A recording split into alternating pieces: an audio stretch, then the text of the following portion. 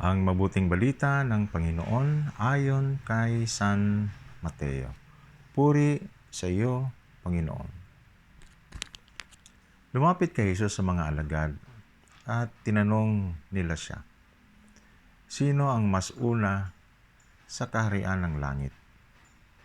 Tinawag ni Jesus ang isang maliit na bata at pinagitna sa kanila at sinabi, sinasabi ko sa inyo na hanggat hindi kayo nagbabago at nagiging tulad ng maliliit na bata, hindi kayo makapapasok sa kaharian ng langit. At nagpakababa gaya ng maliit na batang ito, siya ang pinakamalaki sa kaharian ng langit. At tinatanggap naman ako ng sino mang tatanggap sa batang ito ng dahil sa aking pangalan. Huwag niyo sanang hamakin ang isa sa maliliit na ito. Talagang sinasabi ko sa inyo na laging nasa harap ng aking Ama sa langit ang kanilang mga anghel sa langit. Ano sa palagay ninyo? Kung may 100 tupa ng isang tao at naligaw ang isa sa mga ito, hindi ba niya iiwan sa kaburulan ang 99 para hanapin ang naliligaw? At sinasabi ko sa inyo, kapag nakita niya ito, mas matutuwa pa siya rito kaysa 99 na hindi naligaw. Gayon din naman, ayaw ng inyong amang nasa langit ang mawawala isa man sa maliliit na ito. Ang mabuting balita ng Panginoon. Pinupuri ka namin, Panginoong Hesukristo. My brothers and sisters, likas sa 12 apostol ang kanilang pagiging tao. Kasi sila mismo ay nagtalo-talo habang pinagdiinan ang kalamangan nila sa bawat isa kung hiyahambing sa ibang apostol. Kaya tinawag ni Jesus ang isang maliit na bata at ipinagitna sa kanila at sinasabi ko sa inyo na hanggang hindi kayo nagbabago at nagiging tulad ng maliit na bata, hindi kayo makakapasok sa kaharian ng langit. At nagpakababa gaya ng maliit na batang ito, siya ang pinakamalaki sa kaharian ng langit. Ang maliliit na bata ang siyang dapat tularan natin upang tayo ay makakapasok sa kaharian ng langit. Brothers and sisters, ano-ano ba ang mga pag-uugali ng bata na dapat nating tularan? Meron ako dito ilang mga pag-uugali ng mga bata at ito po ay atin pong isa-isahin sa umagang ito. Una, ang bata ay isang palakaibigan. Totoo po ito mga kapatid sapagkat ako po ay meron pong isang apo na ang pangalan ay Joseph.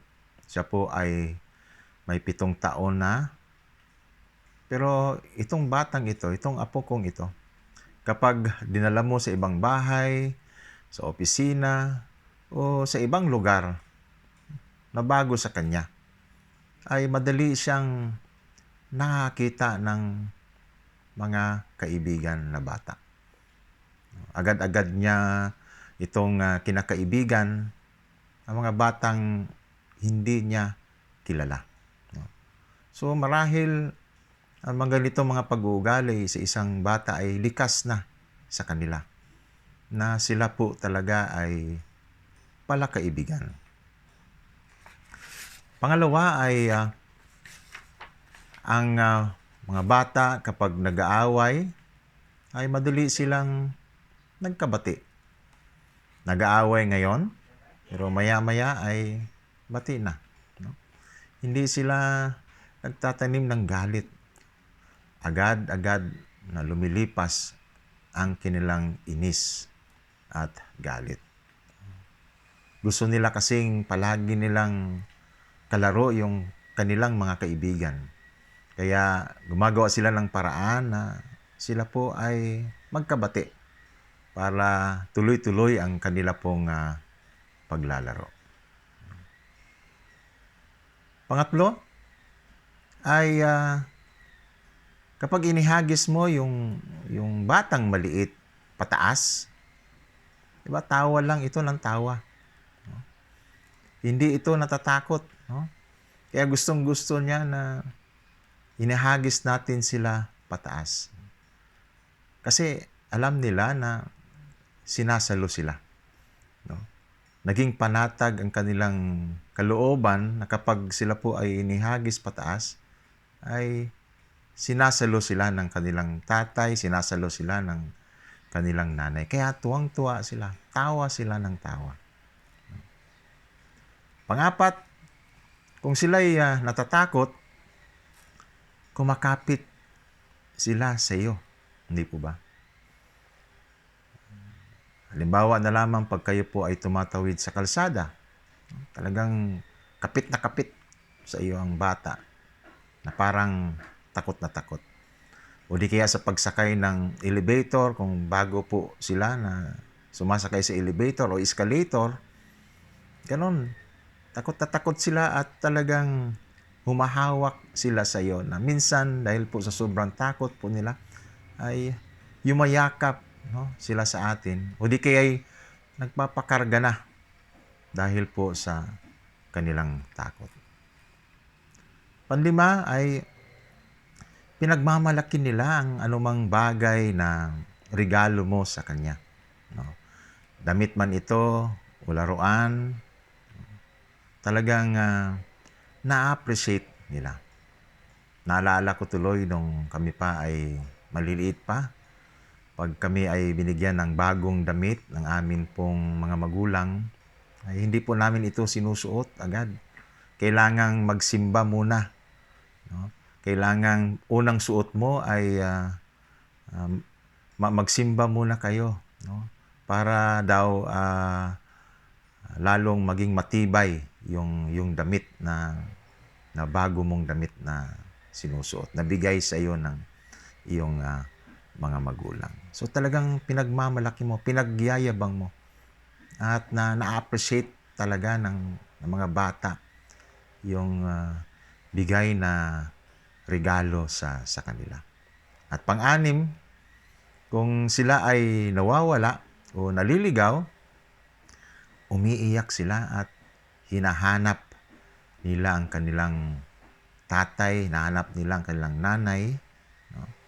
At para bang pakiramdam nila na hindi nila kayang mag-isa kapag hindi nila kasama ang kanilang tatay, yung kanilang nanay.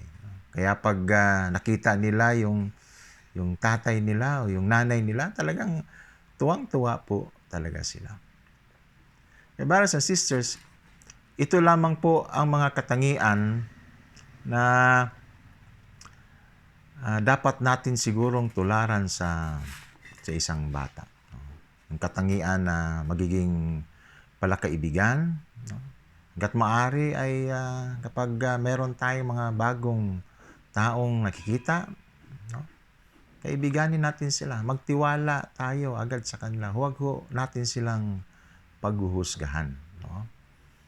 At pilitin natin sa pamagitan ng atin pong pagiging palakaibigan ay doon natin makilala ang tunay nilang pagkatao. Simulan natin muna na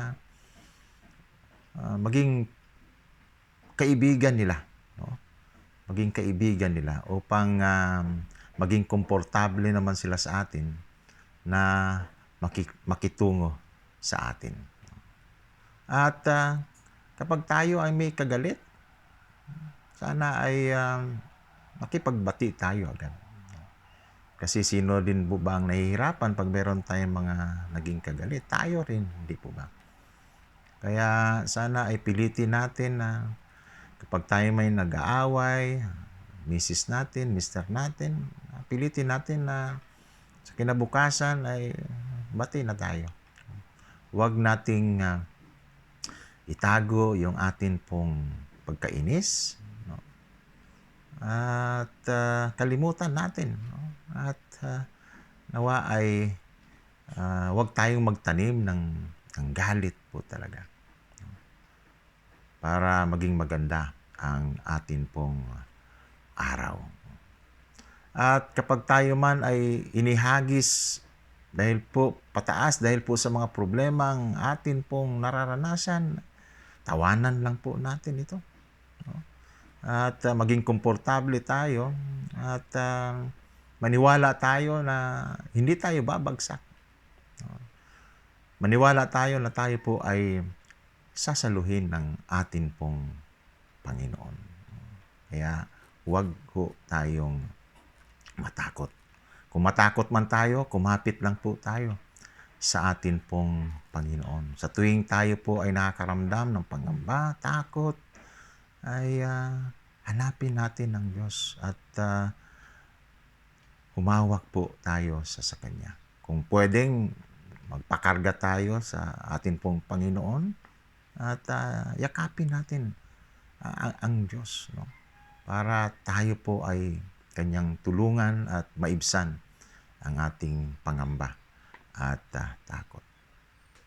Brothers and sisters, dapat matuto rin po tayong mag-appreciate sa mga biyayang ating tinanggap mula po sa atin pong Panginoon. Ipagmamalaki natin, maliit man na bagay na binigay ng Diyos sa atin. Suriin natin ang mga pangyayari sa buhay natin. Ano man mga nangyayari sa atin, ay ipagpasalamat natin sa Panginoon. Ano man ang ating mga tinanggap, provision, yung SAP na yan, kung nakatanggap man tayo ng SAP, no? Kung nakatanggap man tayo ng bigas, nakatanggap man tayo ng tulong mula sa atin po mga kaibigan, isipin natin na lahat na ito ay nagmula po sa atin pong Panginoon. Na ginamit lamang po ng Panginoon mga taong ito bilang instrumento upang tayo po ay Kanyang tulungan. Kaya magpasalamat tayo lagi sa atin pong Panginoon. At kapag sa tingin natin, sa isip natin, sa palagay natin, tayo ay nawawala, sana ay hanapin natin ang Diyos. Huwag tayong tumigil na kung naramdaman natin na tayo ay nag-iisa na lamang sa atin pong paglalakad, nag-iisa na lamang sa atin pong pagharap sa mga problema, hanapin natin ang Diyos. Brothers and sisters, nawa ay tayo ay maging katulad ng mga bata upang tayo po ay tanggapin sa kaharian ng langit. Amen. Nawa tayo po ay pagpalain ng atin pong Panginoon sa araw na ito. At nawa ipagpatuloy nating ipanalangin ang atin pong mga kapatid na may mga karamdaman. Amen.